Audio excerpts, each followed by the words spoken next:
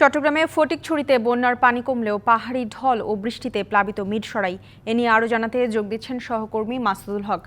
মাসুদ, জানাবেন বন্যা পরিস্থিতি, উদ্ধার কার্যক্রম এবং আশ্রয় কেন্দ্রের সবশেষ কি তথ্য আছে আপনার কাছে বিস্তারিত? এই মুহূর্তে আমি রয়েছি মিরসরাই উপজেলার একেবারে সীমান্তবর্তী এলাকায়।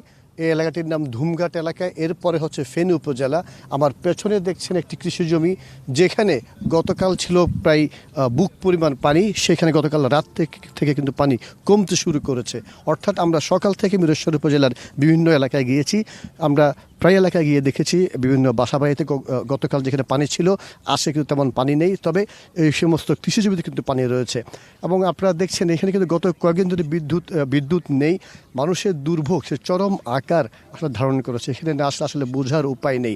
শুধু এখানে নয়, চট্টগ্রামের ফটিকছড়ি, হাটাজারি সব বিভিন্ন উপজেলা কিন্তু গতকাল থেকে কিন্তু পানি নামতে শুরু করলেও কিন্তু তাদের বাড়ির উঠোনে বা আপনার কৃষি জমিতে পানি রয়েছে।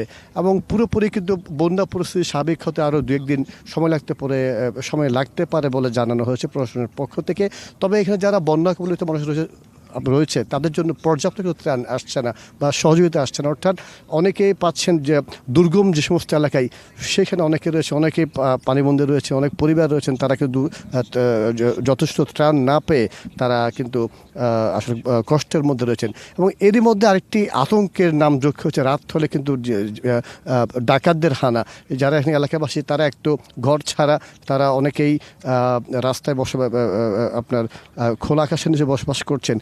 এবং গভীর রাত হলে এখানে অনেকেই ডাকাত দল হানা দেয়, তাই অনেকে গভীর রাত পর্যন্ত তারা কিন্তু পাহারা বসান এবং সকালে আপনি নিজ বাসায় যান। এবং এখানে যারা আশ্রয়, এই মিরসরাই উপজেলায় মোট 16টি ইউনিয়ন রয়েছে, এর মধ্যে 12টি ইউনিয়ন কিন্তু বন্যা কবলিত এরিয়া। এবং এখানে প্রায় 79টি আশ্রয়কেন্দ্র রয়েছে। এবং এসব আশ্রয়কেন্দ্রে কিন্তু মানুষ থাকলেও তারা আস্তে আস্তে আজকে থেকে তারা তাদের নিজ বাড়িতে যাচ্ছেন।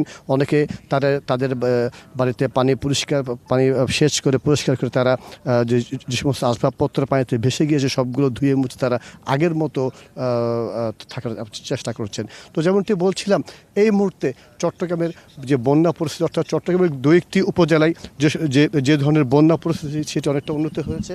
এবং তবে সাধারণ মানুষের দুর্ভোগ সেটি চরম আকার ধারণ করেছে। তো এই ছিল আমার কাছে চট্টগ্রাম থেকে খবরাখবর। মাসুদ, আপনাকে ধন্যবাদ।